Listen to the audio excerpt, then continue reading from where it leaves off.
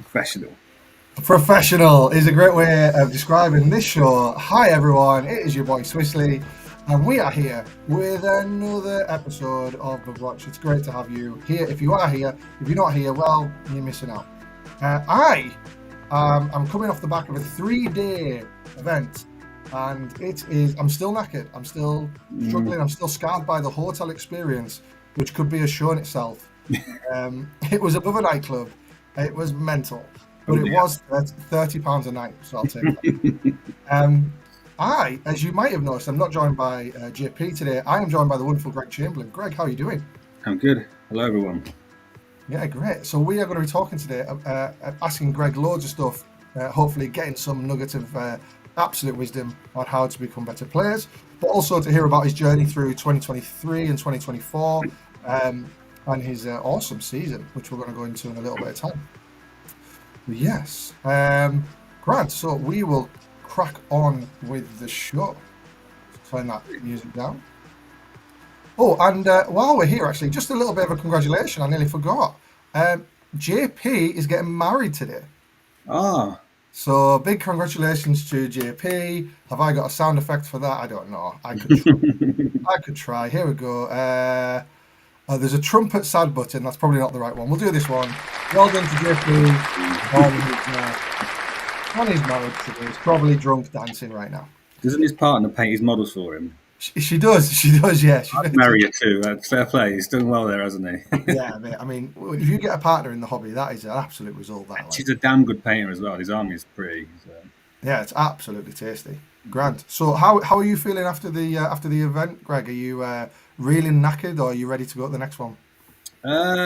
Well, I've got Battle of Britain on the weekend, so I've got to be ready. But I'm still a bit tired, but I feel okay. I knew that the Coventry was going to be a long one, so I sat down as much as I possibly could. Yeah, it's a good shout. Yeah. For those who don't know, can you explain what Battle of Britain is?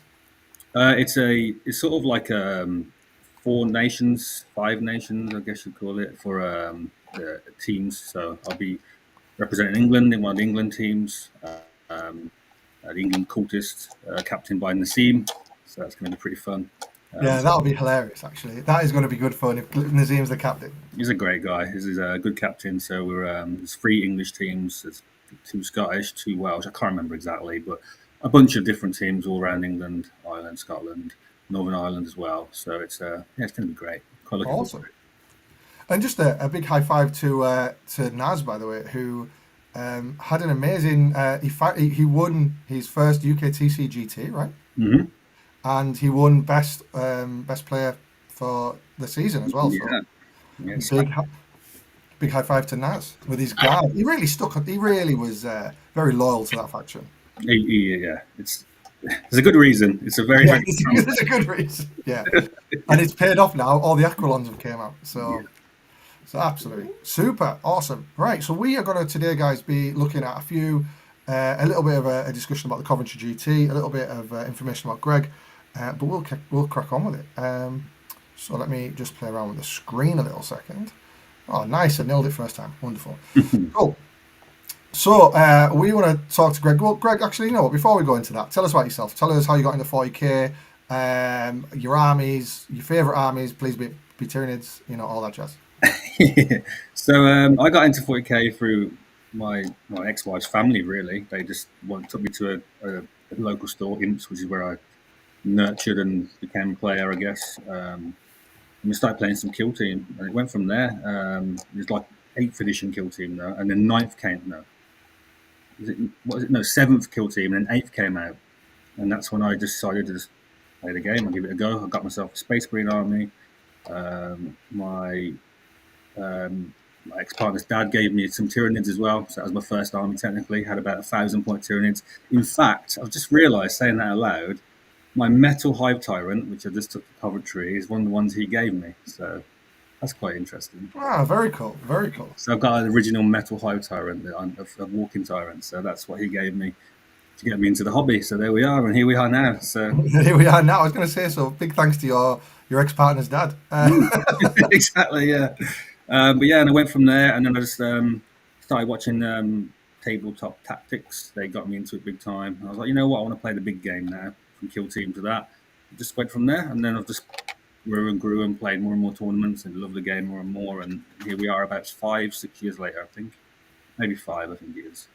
5 years. I mean, to say you've done what you've done after 5 years is pretty sharp. Like, I mean, I think you get a lot of people who have been good at the game for a long time, or I've played since 2002, or all that jazz. But then I think increasingly you look at yourself, you look at Gaylord, like people who have recently come into the game and absolutely smashed it. So no, it's really interesting to see. Did you do any other games or anything like that before 40k? Or I was always a gamer, like online games, computer games. Played a lot of like things like League of Legends and World of Warcraft. I've always been a nerd. It's always been there. So this is just a different type of nerd, isn't it?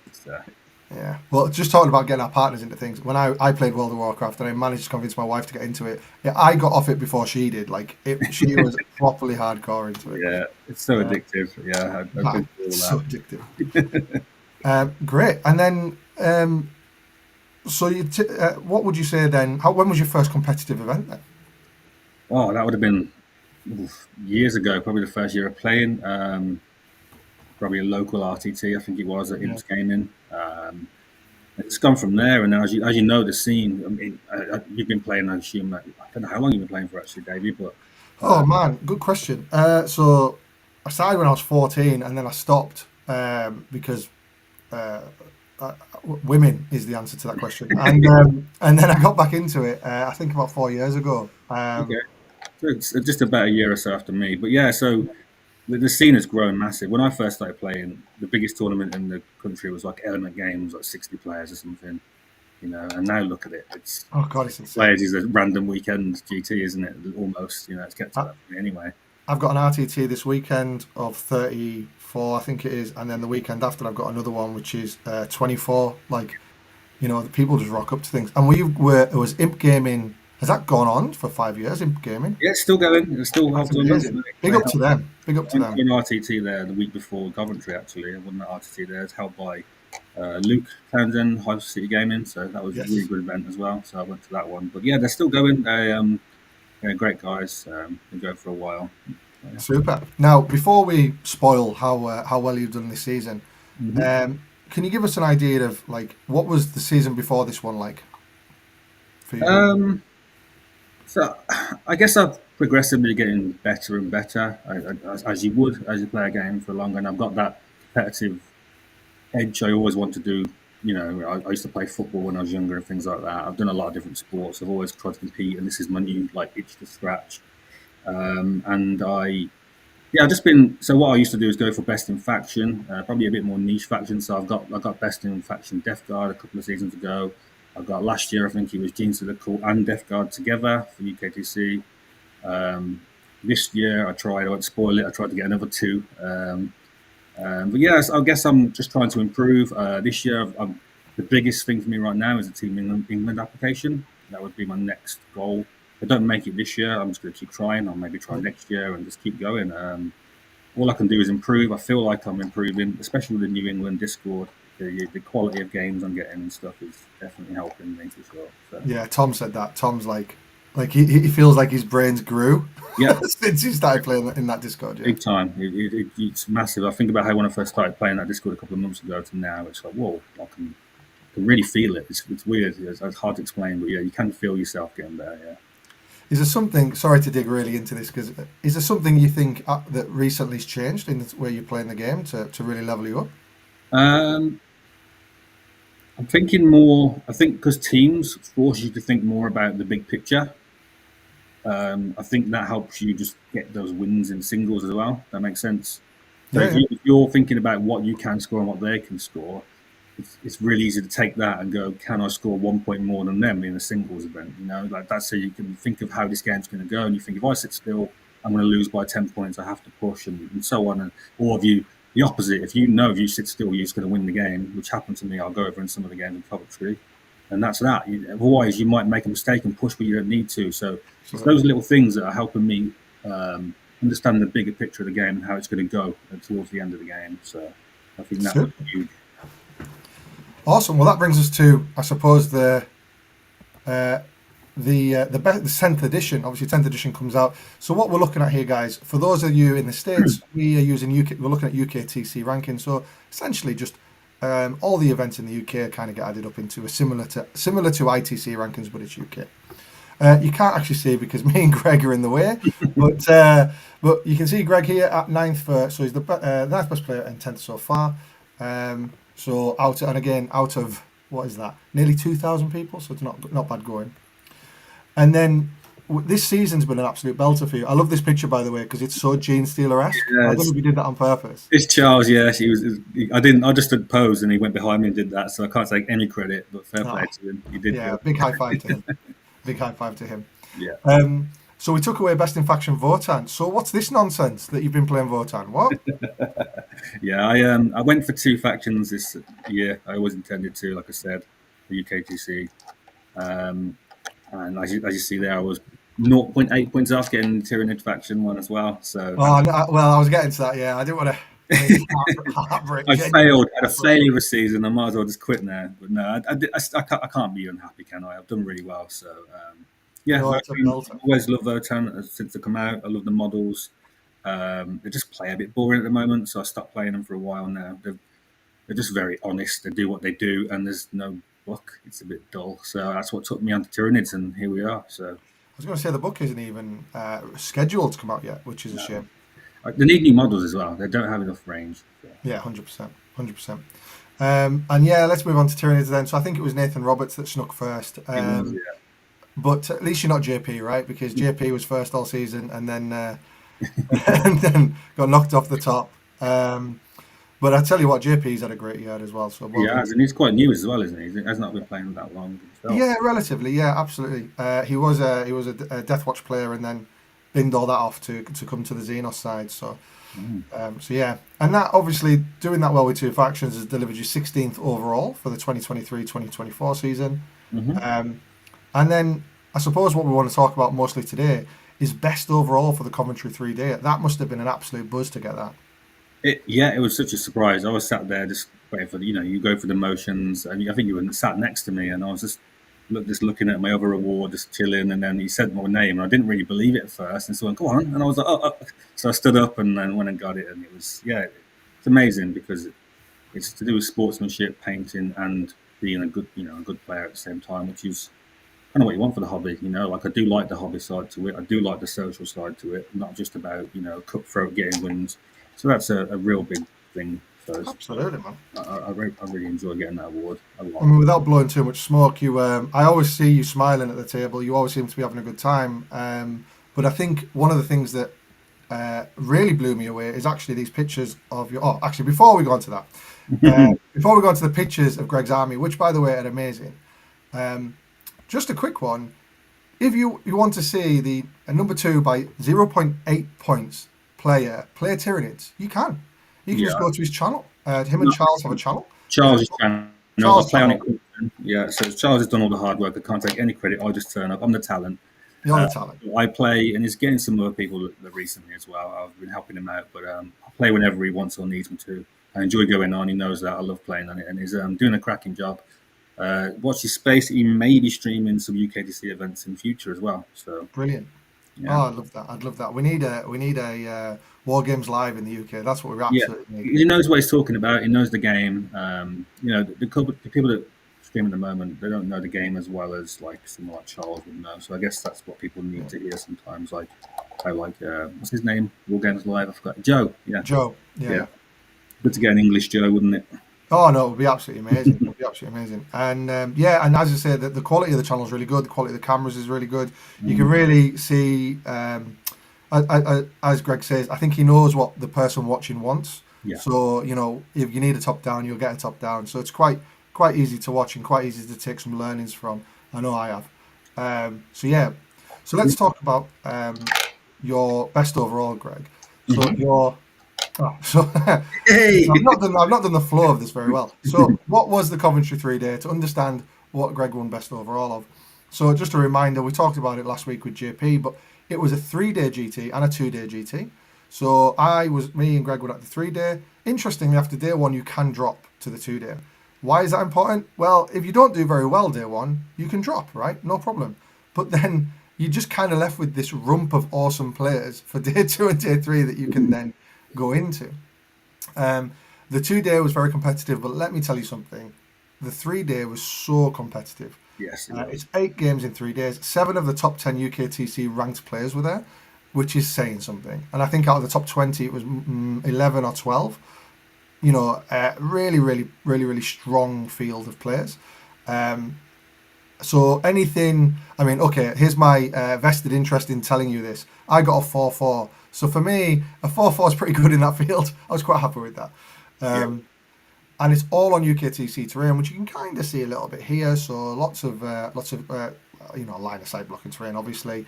But yeah, we've got. If you're interested in seeing the pack for it or anything like that, put it in the comments, and I will post the link down below. And by the way, the link to Greg's channel is in the description of this video. Oh, sorry, not Greg's channel. Charles' channel that Greg is on. Apologies, Charles. I'm sorry. Can I just give him a little plug? So he's done basically what Joe's done. He's basically quit his job and trying to make this his whole career, which I think is brave and awesome. I've never had the backbone to do that. So any support that he could get going forward is brilliant because I think he could really be the English Joe or the European Joe even. So yeah, it'd be good to see him take off. Absolutely. Well, maybe we can do some bits on Bug Watch for him and just remind everyone that he exists. So yeah, no problem at all. So let's talk about that army, Greg. Let's talk about that army. So I just want to tell everyone a quick anecdote that Zach alluded to, and tell me if I'm wrong with this, Greg. He said that you've gone from rush painting armies and quickly dry brushing them to what we're about to look at. Is that right? No. So Zach lied. Okay. No, that's not true. I think I'm very proud of my Votan army. My Eldar army looks quite nice. I guess my Nid army did look terrible for about the last 4 months before I repainted it to what it looks like now. Because I wasn't really. Essentially, I wanted to make my Nids look like mechanical, and I did it, and it didn't really work. And so, because I didn't like it, I just stopped painting them. You know how it is. Yeah, I know. Yeah, exactly. And that's when I decided to repaint them, and now I love them, and I love painting them. So yeah, I guess that's what I'm more referring to because my other armies are quite pretty too. I was a bit like you. Yeah, it's funny when yeah. Well, let's have a look at it, right? Look at this awesome army, right? So what a style. Can you just talk us through this a little bit, Greg, and what your inspiration was? Yeah, so as I said, I was going for like a mechanical style. So they were all silver or like metal and rusty looking or whatever. But then I didn't really like it because the skin just didn't fit being looking like metal. So I decided to repaint the skin. I'm not quite sure if you can see it on these ones, but I've gone for like mechanical sort of carapaces and sort of still Tyranid style skin. My idea is in my head they've sort of adapted into like the ship that there's there. You see they're on like all mechanical bases. Right. So they're sort of like adapted and took on the metal. And then I'm getting really nerdy here, aren't I? But I love it. I'm here for it. So it's all like rusty metal carapaces, and they've got the skin still. So yeah, that's what I've sort of gone for. As you can see, got hazard stripes on the Malacet, things like that. So they're sort of like half mechanical, half organic. That's the sort of theme I've gone for. Very cool. And what like so? I bet there was a moment where you first started putting like flock and grass onto the carapace and thought to yourself, "Oh my god, is this going to look bad?" What drove you to do that? What gave you the inspiration to do that? Actually, I've done 3 armies like this now, so I'm cool. quite famous for it. So my Votan are all rusty and they're basically like that, but all over. With like blue plasma bits and things like that. I'll have to show you them sometime. So I've done it before, so I know it kind of worked, but I wasn't sure how it was going to look with the purple and pink skin. Yeah, and it just works. I looked at it. It really pops, right? Yeah, I really like it. So yeah, I was really happy. The second I did one, I was just like, yep, I'm going to do the rest like that. And here we are. I have a pretty army now. Yeah, I mean this T-Fex, oh man, that looks awesome. That looks so good. Thank you. No, congratulations, man. That's very, very cool. Right, so let's get to a little bit about Coventry. So this was the faction breakdown ahead of it. So Tyranids were there with 7. You know, we were actually number 1, I think, at the UKTC, at the LGT. Yeah. We were one of the most played. We've dropped right down a bit, and we went through a few of the lists in the last show, so go and check that out if you wanted to have a look. But some big surprise, well, some surprises and some not surprises about who was well represented. We saw CSM, which I think was a surprise. We saw Guard, which was not a surprise, and we saw World Eaters, which was a mega surprise. Yeah, that is a surprise because they got hit quite hard as well. I thought. It's a funny one, isn't it? Because I think when you were building World Eaters lists, you generally would find yourself with like 20, 25 points left. Anyway, or you, like, like it was like fitting. I don't know. It was like trying to fit things that are too big into a carry bag or something. Like it was just really odd. And I built a list for my pal to take because he was playing Drakari and his list went up 130 points. So I just threw together a Lord of Skulls list because he wanted to play big stupid stuff. And it was fairly straightforward. I think there was lots of options there. So I think perhaps people were lulled into they got hit really hard, but actually in the context of like what happened around them, it was pretty good. I also think 8 games, it's not the hardest army to play because there's not that many data sheets. It's a little bit more chill. Sorry, it's still Wally, so the dog's going off his head. Right, come here then. Come on, big lad. All right. Awesome. This is great. Come on, you. Oh, little dog. Right. Okay. This is the sausage dog, by the way. Aww. Big scaredy cat fireworks. So yes, we've got World Eaters. I managed to pair into them 3 times, by the way. So that was fun. So I want to see from your point of view, Greg, is there any other surprises here, or was there any armies that stood out to you as a threat, or etc.? CSM surprised me of how popular they've become, but I think it's quite obvious when you think about it because of how they won the LGT. I think most CSM lists have sort of copied or are inspired by Liam Vassell's list. So that shouldn't be too surprising, but I guess it was. I guess I didn't expect people to twist so quickly onto them. I don't think they did that well overall. I'm not sure. I don't remember seeing too many towards the top end. No, I think there was a couple. Obviously, none went undefeated. I think a couple maybe went 6-2. So I think that list is hard to play. I've played against that list Liam's got, and I've seen it, and it's got a lot more moving parts than people think. So you know what Liam's like. He's a robot. So yeah, absolutely. So no, quite interesting. I think when I did a bit of a review of it, I was surprised at how much power armor there was, and all that kind of stuff. But I won't spoil it, but Knights were a shock. We'll go into that soon. Imperial Knights. I don't. Yeah, we'll talk about them in a little bit. But they were a surprise. They beat many players. They knocked quite a few contenders out, we'll say. But there was 2 that were like 6-0, right, or something. Yeah, and obviously from before. And if you listen to all the commentators at the moment, they are the worst faction in the game, apparently. So absolutely not. Well, let's talk about your run, Greg. So 7th place and best overall, as we mentioned. And we're on Invasion Fleet. Do you want to take us through the list?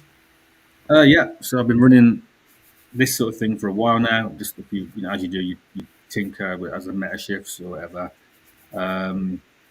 I started with the Hive Tyrant. Don't have any sort of enhancements. I can't afford them. If I could, if it fit, it is with Tyranid points. Sometimes it doesn't quite fit a lot of the time. Yeah, so it is what it is. It's stuck there. I would probably run the Feel No Pain if I could. I can't. So that's that. Got my Gargoyles. They do all different kinds of jobs. They screen. They take objectives. They hold objectives. They're great. 20 Hormiguns. Wouldn't leave home without them. The Invasion Fleet. If anyone's ever seen me play with them, you'll probably see why. They score me so many points. They're really hard to deal with. You don't have anything that could one-shot Hormiguns at range, you're going to struggle versus my list. So let's quickly jump on that, because I think that probably for me is the most standout thing in the list. When you look at like stereotypical or the standard Invasion Fleet list, right? 20 Hormiguns is a take. So how what's the thinking behind it? So the trick is the regrow. So you either get hurt on purpose, where you know you're not going to lose them all, and then stick them behind the wall and wait for a turn, regrow onto an objective, so you get free primary, or you stick a couple out onto that primary, they shoot you with something, you lose 10, maybe you pop the Feel No Pain, you lose about 7, whatever it is. Generally most things can't one-shot them. And then again, unless they come onto that objective and block your regrow or put enough OC there, but most of the especially UKTC, you can always get 8 to 10 OC onto a point from a regrow. Absolutely. This is a lot of people can't deal with that, and then if they do deal with it, it means they've put something there which then you can then deal with. So the attrition game starts to get better for you. So it kind of like snowballs in that way instead. But either you get points or you start to win by killing their chaff, or their point scorers, or so they're just brilliant. And then they've got other roles like they can actually do damage. 60 attacks with crit 5s, sustained, or lethals if nothing to shake a stick out either. So they're really good. I take more. The story why I don't take more. I was running 60 at I think was it Sheffield, the one before this, or one for LGT. And the reason I stopped taking them is I didn't notice at the time. Call the Horde doesn't cap on tactical. Did you know that? No, I learned that. Yeah. So I played Ben Jones from Vanguard Tactics, lovely guy, very close game. I lost by about 3 points, but there's one point where I had like 3 lots of gaunts. One had 3 in it, one had like 4 in it, one had 6 in it. So all you had to do was kill about 10 gaunts and got 15 points just from drawing Call the Horde. Which, so that was one of my losses at Sheffield. I was like, no. So that's why I can't. I just don't think you can take that risk taking more than 20 anymore. No, I wish you'd told me that before I submitted my list for this weekend. Did you find out the hard way too? Yeah, I found out the hard way. I had a game against World Eaters where I lost. We only got to round 3, at the end of round 3. And bearing in mind, I got to the end of every other game. And it was one of those ones where he won by 12, but 10 of those points were Call the Horde. Just 2 easy kills like they're just left. Yeah, he got Call the Horde and Containment on the same turn. He's World Eaters, so he just did the Containment with like some bits, and then managed to just kill 2 units. And I was like, oh, that's 60. That's a 16-point round on secondaries. It should be capped, in my opinion. Taking it as a fix is punishing enough. Being able to get like 20 points from it from a tactical is just insane. Yeah, absolutely. But hey ho, to be fair, what was interesting about it is I thought it would be a bigger problem than it was. In reality, not many people drew it. It just didn't come up. Or when they drew it, it was luck, like, isn't it? It's like Ben could have drew it on that game I played on the first turn and not scored it. Had to redraw it. Right? Yeah. It's one of those. It's pure luck. But it so happened, it happened when they were all out. Just did a load of move blocking and fighting with them, and then there you go. There's 15 points. It was like, ugh. Yeah. So no, I really like that 20-man at home against. That's cool. So, and the other one I wanted to touch on was the Hive Turret with the heavy venom cannon. This is very small fries here. I know it's not the most impactful thing to decide in your army, but heavy venom cannon over combat. We see a lot of people taking combat Hive Tyrants now. Mm-hmm. What you thinking with the gun? Is it worth it? Do you even shoot it? Yeah, you just get to shoot it a lot. My army, I end up. I don't know what yours is like, but I end up with not a lot of stuff in my little quarter. Especially by turn 3-ish, and sometimes things get back there, and he has to deal with them, and it sometimes can just solve that problem. It kills a random way leaper or something that jumps back there, or would never be able to reach otherwise. So, and occasionally it does help out when it's like you get a nice angle where you're not going to get shot back, and you shoot like into it. Helps kill a rhino you wouldn't normally kill or something along those lines. I really like it. I just don't think the 4 attacks are probably worth it for me. I'd rather have that range just to be a bit of flexibility. Yeah, absolutely. That's fair. Cool. I'll let you carry on with the list then, because the rest of it is fairly pretty standard, isn't it? Biovore, Exocrines, everyone knows what they do. 2 Lictors, 2 Maleceptors, the Norn. That's probably the spicy one that a lot of people absolutely. take. So he's basically mission dependent. Just scores me points. He's just points in the bank. He's not lethal enough for people to care about. And he's OC 15. He's quite hard to kill. So a lot of people just end up ignoring him, and he ends up just scoring me points. Simple as that. Especially on some of the new prime missions like Burden, getting primary points can be quite hard, and Linchpin, I know they're playing in UKTC, but also can be quite difficult. So it's just nice to get those primary points out in the middle. It's just OC 15. I never thought about it for Burden. Yeah, I mean, obviously it just stands there the entire game. It's 16 points. Yeah, absolutely. Yeah, that's pretty good. And then Maleceptors actually, interestingly, from the list that we look at, I've taken, not a hate is the wrong word, but fallen out of favour with a lot of players. But you've obviously got 2. Is any words of wisdom on that for the audience? Yeah, so my list sets up very defensively. So like my Acid Fex is part of that little thing, the Lictors. So for example, going back to putting 20 gaunts behind the wall and putting 2 on the objective, you think, well, you just come charge it with something. Well, the acid effect sits there, so you get Overwatch, so you come and try that. And you have a Lictor sat there ready to heroic intervene and fight first. So by the time you get there, those, I don't know, 10 jump pack dudes you wanted to fight with becomes 5 or 6 if you're lucky, maybe even less. So it's all about, and then when I do get in, the Maliceptor's normally sat there to make them -1. So it's all about them not getting one shot, basically.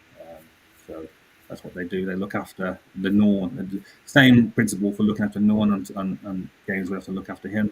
They'll protect him in that little formation, as it were. The -1 to hit, the fight first, the Overwatch on the way in. This stops things like Death Watch and stuff just being able to do what they want. Nice, very cool. The humble Pyrovore sits in there. What's the script for the Pyrovore?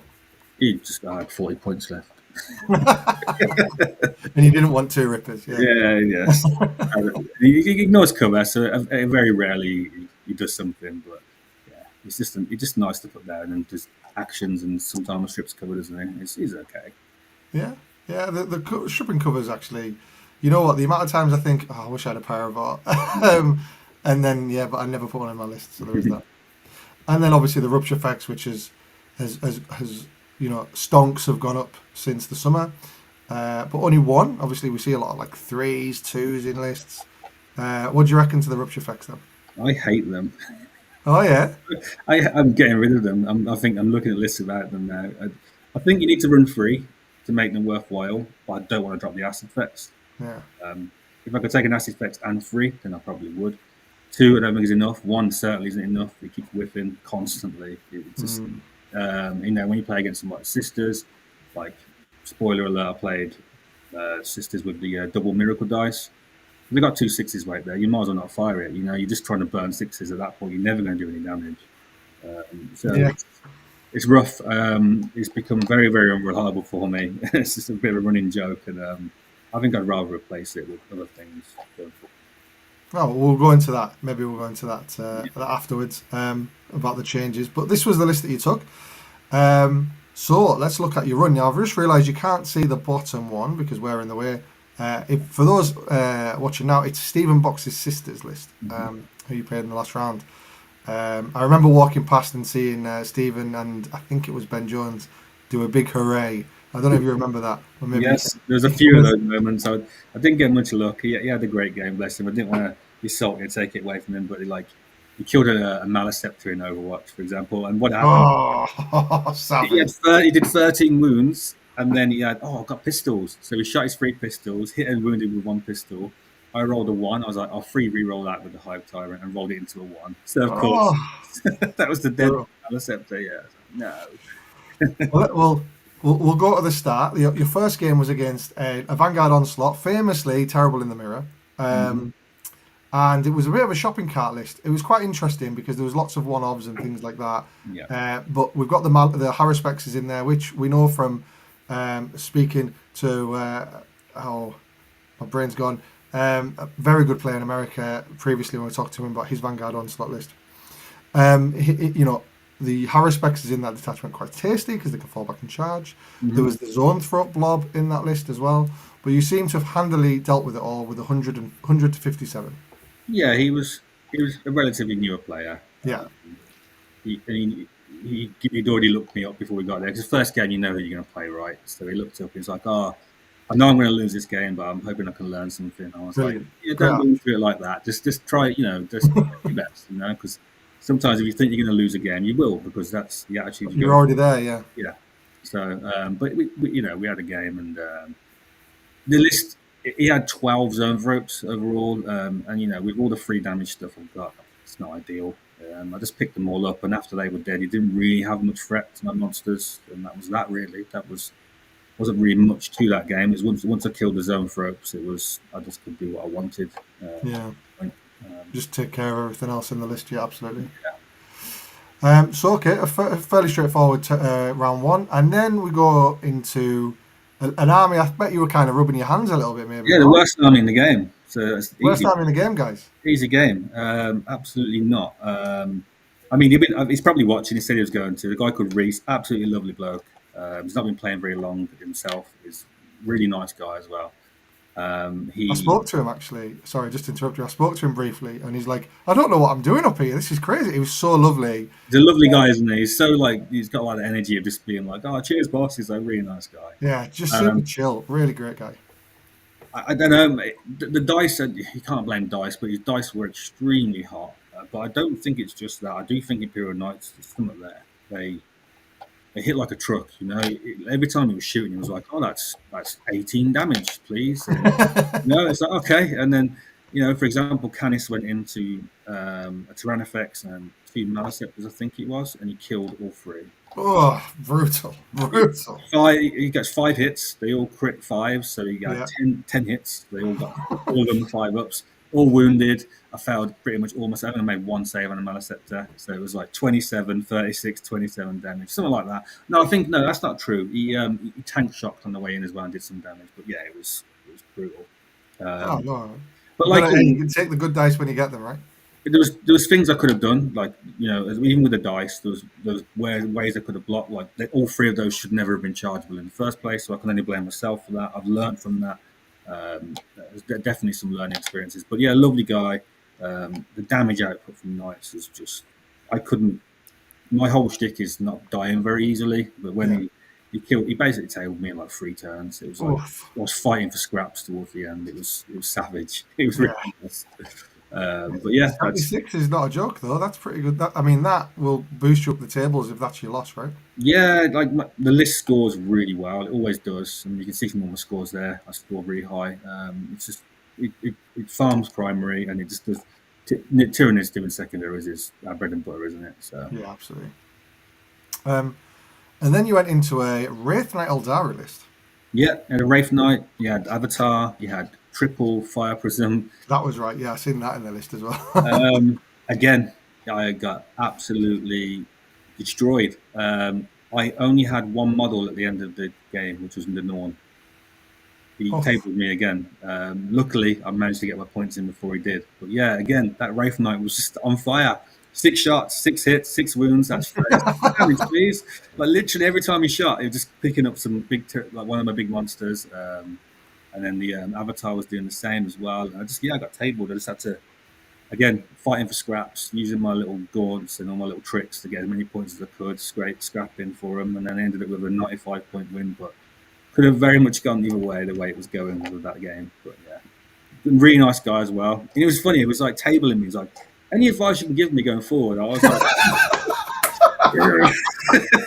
"Yeah, sure." No, he's a lovely guy. I think it's called Maxwell. He was a really, really nice guy. oh, that's Maxwell Cock, right? That's it. Yeah, Yeah, he's a nice guy. He's a nice it guy. was. He's absolutely. Yeah, he ripped me off the table again. I was by turn 3. I had literally scraps left, and I was just fighting for points. If he was more aggressive, I told him this as part of the advice he wanted. If he'd have pushed out for more of his scoring stuff, he would have probably won that game. But he was again going back to that thing. He knew who I was. Probably respected me too much. He held back too far. And if he came back and just came at me, he would have won that game comfortably, I believe. Interesting. So, Interesting. Then you moved into a somewhat classic Sky Splinter list of, I like Dark Lances kind of vibe. But there was a lot of, like, I think if I remember rightly, Talos, things like that in there as well. a couple of Kronos. There wasn't any Talos. Oh, Kronos, that was it, It sorry. was a very standard list. There was nothing really stand out. It was the usual Incubi blobs, the Cabalite blobs, and Lilith and friends. And yeah, it was. Dracaria can be a problem if they don't use their Scourges properly, which I don't believe he did in that game. And then it just meant that I could. Because Incubi don't do enough in 5-man No. blocks. The witches don't do much to me. Only my gaunts, for example, but I'm not eating from them until they were dead. And that was it, really. It was a case of just, cross your fingers as the Dark Lances fire and then carry on playing. And that's literally all I did. There was an issue with a clock. He clocked out. I had like 37 minutes left, and he clocked out. I let him carry on my time because it was clear the game was going to come to a natural conclusion. So it's a good one for people to do. I don't think you should clock people out if the game can finish. That's my opinion. But 100%. 100%. but he was a lovely guy. He was very thankful for it. So I was like, yeah, you carry on. Just let's finish the game properly. So. That's good clock usage, man. I mean, that's the thing, isn't it? If it's not going to come to a natural conclusion, then then it's all fair. But yeah, if it is just like well, I'll just carry on. Then you went into one of the 12 World Eaters players. This is a funny game, real. Yeah, man. The list is pretty standard, except it has a winged demon prince in it. So, a funny story actually. This one, I like this story as well. It's one I've probably told for a while.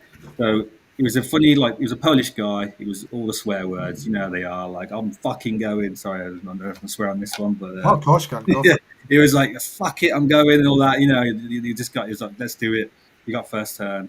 So he rolled all his advances, and I'm not exaggerating this. People go, "Oh, just roll ones." Like, he rolled nothing but ones on all of his advances. Oh, I was like, dude, I'll go get you a beer. And he was like, yeah, go get me a beer. So I got him a beer, put his beer down. He's like, right, I'm going to start charging. 10-inch charge, 11-inch charge, 12-inch charge, 11-inch charge. He's like, I'll go get you a beer. So I was like, no. But yeah, so that made it tough. And then I failed the fullback with the Exalted. So it's just me digging myself out of a hole for like the whole game, basically. Just digging myself out, just fighting for scraps, killing what I could. Eventually, I managed to get out at the end. He had no 8-pound left. He was left with some spawn and Angron. Just at that point, Angron had to go and do like objectives and burn things and stuff, so we couldn't kill anything else. And then I ended up just getting the win that way, really. But yeah, it was rough. It was really rough when he made all those charges. I was like, oh, no.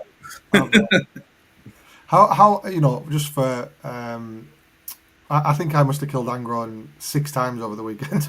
How did you kill Angron out of interest? I didn't do a win to him. Oh, really? Just left him? I ignore him. Yeah, most of the time I ignore him. Especially don't like killing him early because he's got more chance of coming back. Yeah. I think when they come back, the tempo of the game can just swings on its head. Oh, so I would rather trap him. A good tip. A lot of people know this, but it's a really good tip for Angron, is you charge him with something big and you charge him with some little things, because you can't do the sweep profile and the big attacks. So he's not killing both, and he can't fall back and charge. Oh, okay. So you're charging with like an Exocrine that with 10 wounds left, or somebody you know he's going to die anyway if he doesn't go in. Charging with like 7 gaunts, and you either have to sweep or do the big attacks, and you can't do both. So he's stuck. Yeah. Very cool. Yeah, great tip there, guys. So that's what you do with Angron. That's the best way to deal with him, in my opinion. And then you just kill everything else. Everything else is much easier to kill, especially. Oh, it's way easier. I love shooting 8-band with Exocrines. It's just one of my faves. Exactly. It's juicy, isn't it? You line them up and you're like, yes. And when you roll that 6 and you get like 10, 11 shots, and then you miss it. Yeah. It's the actually one of the things. So they've always got the field no pain. So like you'll generally not get the most efficient. But then if you play CSM and they've got possessed, for some reason people are taking possessed now. There's no field no pain on them, and they just melt. They absolutely melt. Yep. Cool. I've spelt this wrong, but it basically says Gladius Dangles, so Dark Angels. Oh, some Danels. Some Gladius Danels. Danels. So this was a strange one. Again, really nice Irish guy called Ross. It was lovely. But they had that strange map. But if you remember it, it was like a wall in the middle of the board, basically, with a little gap through the middle. If you can picture it, and you can maybe put it up at some point. But it was it suited me big time, because I could stay on one side, and terraform was the mission. I went first. I ended up terraforming 3 of the objectives, and one, because I blocked him. I used my spawn mine to stop him advancing and charging and getting to me, which is a good tip for people. I'm sure most people know, but you put it you find out what everything can move around you, and you put it 3.1 inches from all that movement, and they've got no way of popping it. It's impossible. So they can't advance past it, and they can't move past it. That's what I did, and then ended up terraforming 3 objectives, which is, of course, over the course of the game. Then that's 6 times 4, GG. 24 points straight away. And I'll be honest with you, most of my games up until that point, I'd rolled pretty poorly, even though I'd scored pretty well. I hadn't had a good tournament, but that game, I got all my luck. Essentially, it's just one of those games where everything just happened. Everything I wanted to happen just happened. Basically. I think I did some maths on this. The average on Terraform, I think the average gap between both players is about 12 points. And if you terraform an objective turn 1, that's going to be 8 points for the game. So you're almost at the 12, right? It's the impact that can have on winning the game is quite. Even getting 2 off is great, but getting 3 off is just 3 off is dirty. That's filthy, Greg.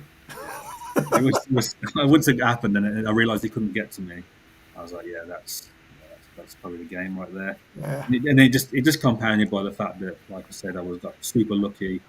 Like his Deathwing Knights died like paper. Like they normally take me an age to get through, as you know, being Tyranids. Yeah. They just died quickly, and it just went from there. Really, poor guy, lovely guy, but he just didn't have the best game. Bless him. His dice did not help him out at all. No. Fair enough. Then we go into the. So you've done 6 games at this point. 2 full days of 40k, Yes. and you are, I guess, now 5-1. How are you feeling at the end of the day? Tired. My feet killing me. My feet were in I don't pieces. know what it was about that floor, but it was not pleasant on the feet. I don't normally struggle that much, but yeah, it was not good. But no, it was good. I was gutted about my loss. That it Yeah. happened. I realised that in this tournament, like as you said, it was 7 out of 10 top players there, and because of the nature of the tournament, you're playing 8 games. You're not dodging anyone at this sort of tournament. You have to play top players to keep winning games. It's impossible not to. Hmm. Um, and this is what happened. It's what it is. And yeah, I knew I was in for some tough games. The last two, I knew the last day was going to be a hard one. I drew Aidan Rocklehurst. Brocklehurst, yeah, Yeah, yeah. He's from Mind Goblins, right? yeah, really nice guy, lovely guy. You can tell he's a real technical player. The way he was playing, the one that clocked out on me, but I let him play on my time again because he was a bit flustered, bless him. He turned up late. He overslept. So he turned up a bit late. He was a bit flustered. So it was, it would have been nice to play him if he was a bit more relaxed at the start. But I tried to relax him and tell him I'm not going to clock him out, things like that. So we had a good game. And one of those where, yeah, I just sort of took the middle of the board. I set up that whole defensive platform that I've been talking about with my Flamer and my Lictor and my Maliceptor. And essentially just didn't really have, because his forward threats were the Arco-Flagellants, is that what they're called? Yeah. Yeah. And they really don't like that defensive setup. They're going to lose most of them before they even get to swing. And he knew that. He's a smart guy, so he couldn't go for it, and he ended up just getting 13 primer every turn. The game got away from him at that point. Just went from there. I was going to say, did he try and attrition you with the double exorcists, because they seem to be the new hot, the new scare? He kept trying to kill my Hive Tyrant with them, and that's interesting. He probably should do over the course of the game, but he didn't. I got a bit lucky again. He just kept going for it. I think he's probably quite happy if he kills the Hive Tyrant out of all the things in your army. Yeah, it's not the end of the world. So in my opinion, it was a mistake, because if he started shooting that into into my acid effects that he'd already started to wound, he's getting plus AP because of the Castigator, and he's ignoring cover. Well, no, he lost the ignore cover early, but still, it's going to do damage to that acid effects. He may would have died much earlier in the game, and they could have unlocked that little formation a lot earlier. Absolutely, but, yeah. Hindsight's a wonderful thing, isn't it? Oh yeah. But it was still, I think he's obviously done quite well. He kept you at 15, the win to just 15 points, right? So yeah, it was just a bit of a stalemate, and it just went from there. I just like when you asked me earlier about how do you know you're getting better, this is exactly what I was talking about. And me 3 months ago, I maybe would have pushed and lost this game, but I realised I need to. I realised no matter what happened, I could sit in this formation and just hold and win. So that's what I did. Amazing. Yeah. Not very cool. And that got you to your last round, 6-1. You are at this point, and you're going into Stephen Box, who's on an absolute tear up at this event, by the way. Yes. So well done to him. His list. I could be eating my words later on, but I do believe that's where Sisters will be going. I believe most Sisters players will be playing what he was sort of list he was playing, and that detachment as well. Army of Faith, right? Yes, double Miracle Dice one. I mean, in my opinion, I think it's most people's opinion. I mean, it's controversial. I think Miracle Dice are bonkers. Yes. Absolutely sorting out. And to just leverage the most bonkers thing in the game is a no-brainer to me. I don't know why more people haven't swung to that, in my opinion. And like I said, don't get me wrong, he had a lot of sixes in his pool. He rolled quite well, but you get guaranteed ones. Even then, it's not that hard to get them with the re-rolls and the way it works. So he probably had what he should have, and it was just impossible for me to chew through what he was throwing at me. Mhm. As he was talking about it during the game and after, like it just swings up all the math. You think, I've killed this, I'll probably just about kill this unit. All of a sudden, that's two saves they're making. They never would. They spike with their saves normally, and all of a sudden you're getting nowhere near killing the unit. And, you're like, oh. And that happened a couple of times. Even going to Northern Val when he finally did his push turn, 2 shots into that were getting blanked straight away. Yeah. And then in combat, 2 of my attacks were getting blanked straight away because he had some 5s and 6s to use for the ring ball. So that's 12 damage just sunk into nothing out of my 3 No damage. thanks. Yeah. Which is, when you think about it, if I said to you can blank 12 damage on this turn, you'd be like, that is nuts. But that's what they do. That is exactly what they do. And it was, and that's the same. And in the same turn, that's the turn you killed a Maliceptor in Overwatch as well. Because again, 2 6s on 2 of his Malus as I moved. He rolled a couple of 6s with the re-rolls. Yeah, and that was that. Fouled most of my saves, and then Maliceptor went bye-bye. Rough. He played it really well. Really nice opponent. I think it's worth saying, actually, like, we had some rules disagreements, but I was really happy how, like, we both handled it. Because, like, I think it's quite hard sometimes when you both have a disagreement with how a rule works, and it can get a bit emotion get involved, or especially, gamers. We're playing for second, basically. We both knew that. Exactly, yeah. There's a lot online. If Naz lost at that point, we could have won the tournament, and that's how big that game was. Yeah. And we didn't. There was no salt. We just sorted it out properly between us. We looked through the rules, and it was all like, really nice. It was good to see, like, play with someone who can, talk through a rule like that and get to the bottom of it without any sort of problems. So yeah, it was worth calling out. I like that sort of thing. Great stuff. Awesome. Also, someone else is going for Team England, I understand. So he is, yes. Awesome. So then you've pulled out the day on 6-2. And so you come to 6-2. How are you feeling about that at the end of it? Obviously, I was gutted. I just lost the game. I'm not going to say, "Oh, I did good." I was gutted. I thought I would go 7. I didn't think my goal was 7-1. Maybe, in a dream world, I could go the full distance, because I know my list can beat pretty much any list out there. I know it can. I know it's capable of doing it. I'm confident in that. Maybe it's misplaced confidence, but I don't think it is. So it's just one of those, and so I don't know if you noticed what the missions are lost on. Yeah. Okay, Purge 4, right? Yes. So that's a big one. So it's not just a case of people think that we lose Purge because we give up kill more, which we do. I mean, but my list is quite heavy. It's lots of monsters. So that problem's gone away. However, my list is based around holding primary and denying primary. 2 things you can't do on Purge the Foe. No. Because you don't get any more points for it. No. So you hold 1, you get 4 points. You get a kill, you get 4 points. So I'm unless I'm holding 3, which in the lethality of the game now, especially versus the 2, knights and sisters, I can't sit there and hold 3 objectives. No, you're putting yourself at major risk, aren't you? Exactly. So yeah, it was. Purge the Foe is still a problem. I still don't know how to fix that problem. So I've got no answer there. I'm trying to figure it out, but that Purge is absolutely the thing that needs players. If someone solves it one day, we'll be happy.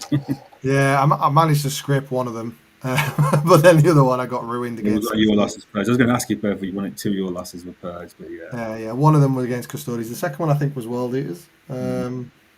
I think, but I managed to edge that one, so I was quite happy. But no, it's a difficult mission. I think it's been acknowledged through since the start really of the edition. So it's not something that's easy to get our heads around, because it's so, like, you're planning. You have to almost plan 2 turns ahead, because you're just like, okay, how many objectives do I need to be on? Do I need to threaten to be on a 3rd? Do I need to, It's why the Norn's coming out of my list, because if you think about what the Norn does in that, it doesn't do anything. It was 275 points that hit more than Val and did 3 wounds and then died. It can't hold an objective. It can't tank a whole Sisters army. Holding 2 gets me nothing. I still get a hold by holding my own one. So it literally does nothing. Like for Battle of Britain, I'm not taking it because there's some missions it's not doing that. So sadly, the Norn is going to have to go for a little while, I believe. Okay. I wonder if you could you plan to secret mission it? I Maybe suppose you could. purposefully give up primary turn one and then try I and went take. first of him though, so that Right. was the hard part. Again, I don't think I'd survive the turn that Sisters hit you with all the stuff, especially Morgan Val. That unit just picks up monsters for fun. Was it Morgan Vallen 3, Yeah, 2? Yeah. Okay. absolutely. Yeah, plus one to hit, plus one to wound, full reroll. Shoot. Sure. And here's a With 6 on miracle damage. dice on top, it's like okay, sure, yeah. Yeah. Oh man, brutal stuff. Brutal stuff. Well, actually, you're talking about the Norn. That brings us on to the next question. So, Mhm. with the great, tournament you've had, um, what's I suppose the next steps for the list, and for generally speaking for 2025? So the Battle of Britain list, I think I removed the Norn and the Pyrovore, maybe. I think so. And that become my new favorite unit. And I can't believe I've never really tested this before. I used to run them in Vanguard. It's Broodlord and 10 Gene Stealers. Yeah. Oh my god, they are doing work for me big time. I'm So loving just them. to touch on that, Glenn Connolly at the 2 day went 4-1 with 3 units of 10 and 3 Broodlords. Yeah, they are. He just full yeeted every game. So in Vanguard, I think they're good because they can advance and charge, obviously. But it's Yeah. the raw damage they can put out in Invasion Fleet. You give those crit fives and sustained or lethals, and they are. There isn't. I think they do something like 14 wounds to Magnus on average, just from the hunt full. I mean, that's just insane. And then No. you do 2 wounds with something else on the way in, and of course that can spike. It's dev wounds. It is what it is. So like, there's an answer to a lot of stuff in the game right now. Great heroic target as well. Yep. So actually, I'm thinking of running. So that's my Battle of Britain list with them. But I'm thinking of dropping the rupture effects and adding a second unit. So I'm probably going to be running the 20 Oh wow, very cool. because I just think they would do what I need to do more than the rupture effects does. Uh-huh. Because he whiffs a lot. Don't get me wrong, he keeps people honest. People can't just come dump their vehicles in front of me and go, you can't kill me because it can do 24 damage, which everyone that's played in one has probably done it at some point. Yeah, boy. But we also know you can roll 2 hits, 2 wounds, and they roll 2 4-ups. Yeah. The amount of times, man, I've hit with 2 hits and then rolled a 1 and a 2 and I'm Yeah, rolling yeah. threes. I'm just like, oh no. It's like, I'm hitting on 3s. I reroll 1 to give an extra green, double 2. Yeah, rubbish. Yeah. Yeah, rubbish. So that inconsistency is what I want to remove from my list. I'm going to try because with a 6-inch consolidate and pile-in move or the the normal move stratagem, Yeah. 5-up field of pain on them makes them survive way better than people Yeah, realize. 2 wounds each, right? Is no joke. Yeah, so sometimes people go into something, I'm going to kill these, only 2 wounds, we've got 5 involved, and all of a sudden the mice want to hit because of the brute lord, and then they get into pain as well, and they don't kill half of what they think they're going to do, and then do them back, and yeah, they're just brilliant. They're really good. Yeah, and it's a bit of a jail as well, right? You can use them as a jail, which is quite nice, especially because the gap between deployment zones is even shorter now, so which is great. And that turn 1 threat as well makes people deploy differently. It's really nice as well. Oh, 100%. No, that's very cool. I look forward to seeing that. Is the Battle of Britain being streamed at all, do we know? Yeah, I think so. I can't remember who's streaming it, but someone did mention it is being streamed. It might be Glasshammer streaming it. Ah, yeah, that makes sense. Yeah, yeah. So go watch that, guys. David has a great stream. He streamed it wasn't the LGT. He streamed WTC with our very own Tom Lawman, which He was did, really yeah. cool. He's getting good. He's been working at it, and he's been doing some good stuff. So, yeah, it'd be nice to check that out. Absolutely cool. And then after in 2025, do you envisage yourself staying with NIDS, or For with now, all these new books coming out, you're going to be drawn away? I always like going for a new army for best in faction. That's what I've done. I've got best in faction 3-4 years in a row. But like I am enjoying it still. But I do have a guard army. I do have an Oh, Eldar army. yeah. I The do have, Eldars one's going to be. I mean, it's they're never not broken, right? yeah. So I guess it depends on what happens with those books and how enjoyable they are and what units they get, things like that. Or there might be. I like having new hobby projects as well. I'm really fighting the urge to not get a CSM army right now, and that's not just because of the whole Liam Vassell thing. I I love the fact they've got 8 detachments. It's Yes. my Yeah. jam. I love that so much. So. I'm slowly collecting through eBay my own Soulforge Warpack army because, mate, if I don't know if you've played that before, it is It's so amazing. funny. It's so funny. I did 25 wounds to myself in a game on TTS the other night. Like, just bananas. Yeah, it's nuts. But yeah, that's where I might be heading. Um, we'll see, I guess. Currently, I'm just going to stick with my nids until we see where where it goes. Basically, what books come out, what they're doing, and things like that. But, Absolutely. yeah. But one last question I did want to ask you because we always find it, everyone has their own wild take on the Tyranny faction. Do you have a wild take or a wildly unpopular, like a unpopular hot take that the guys can maybe get behind or have a think about? Yeah, I mean, I've already touched on one, I guess, as a mini one with the whole. I don't think rupture vexes are all that. That's one, but that's already done that one. The other one for me is I still think is not The what? Sorry, say that again because I think my Swarm dog Lord. growled over you. I don't think the Swarm Lord is good for 240 points. He's far too easy to kill. He doesn't have loner. The problem is everyone else with the Vect aura, which is, don't get me wrong, is an incredible aura, game changing. They've got loner. They've got loner up and they're on these little 32 mil bases at most, and they can sit behind the wall and play havoc with people's armies. You can't do that with Storm Lord, especially with Euclid There's normally that big owl in the middle that sits there and he has to go around it, or the 12 doesn't quite reach over. And yeah, for me, I still think he needs help. I still think it's too expensive. Uh, that's my take anyway. Yeah, Byron tried to sell me on it. I'm still not. I'm not sold. I do like again big base with a 12-inch aura. Like that sounds great, but as you say, not having loan up or not. I mean, if you're stood in like the little L on UKTC terrain or on GW terrain, if you stood on a piece of terrain, people can still get that angle if they're taller than the terrain or whatever. You can just still be caught out, and then all of a sudden, I mean, I had a Tyranid mirror against Scott Morris, lovely player, lovely player, and yeah, just like rupture Calendy's Swarm Lord out, it kicked him into the sun. Um, and it's just not survivable. If you're going to be a monster, be survivable. If you're not going to Yeah. be a monster, don't be. And And that, he doesn't hit that hard for his oh, points either, in my opinion. When you like us compare that to like Imperial Knights that were like doing like giving you like handing you 37 damage or something for similar points, you're like yeah. Like I think I would love to see a new Swarm Lord model that was like bigger yes, and just like almost not Norn size, but halfway to a Norn or something like yeah, that. Because the fact that I mean, it just looks so little sometimes. Um, but yeah, the AP2 really winds me up. It's got the same AP as a Gene Stealer's finger. Like, come on. yeah, Like the geese is supposed to be the big boss of Nids, right? So, yeah. but hey ho, no, I'm on board. I think I'd rather have a Hive Tyrant. For those assault and lethal, it's a real ride. Caveat is if you take him in teams and you know you're going to be pushed into melee armies, then yeah, I can see a good use for him. Sure, sure. But the second you play like a gunline army or something that doesn't need to get near you that close, it's pointless. For me. I think it's 240 points you can spend elsewhere. That's my Yeah, absolutely, absolutely.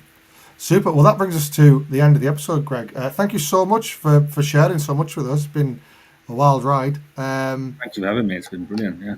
Are you going to be on Charles's channel anytime soon, where the guys can see you playing it again? I don't know when I'll be on next. Possibly Monday. It streams Mondays and Thursdays now. So next week. I'll probably play a stream game at some point. So yeah, I'll probably take on my Battle of Britain list just to give people see what it does and how it works and stuff. And we'll Super. see that. So yeah, we'll go from there. Awesome. And just a reminder that link will be in the description below, so go and watch that. Awesome. Right. Well, guys, thank you very much for listening. Just to quickly look through the chat real quick. Morning, gents, or whatever time it is for you. Thanks, Chris. It's 7 p.m. or 8 p.m. now. Phil Rowe, I was lucky enough to play against Greg in the LGT RTT and saw the result this weekend. Congrats. I remember Phil. Yeah, lovely guy. Holo9515, thank you for pointing out that it's very rare that I get the screens right first time. Really appreciate that. Misfits, all hail the four-armed emperor.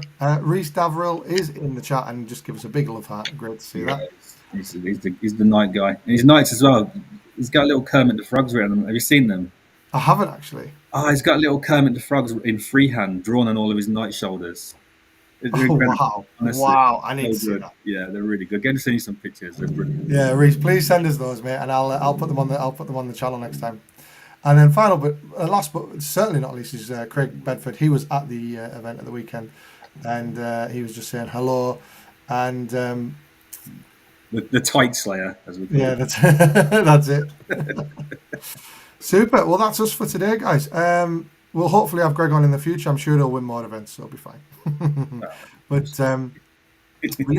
yeah, please put in the comments below what you think of this episode, and yeah, we'll catch you later. Have a good one. Goodbye. Thanks, guys.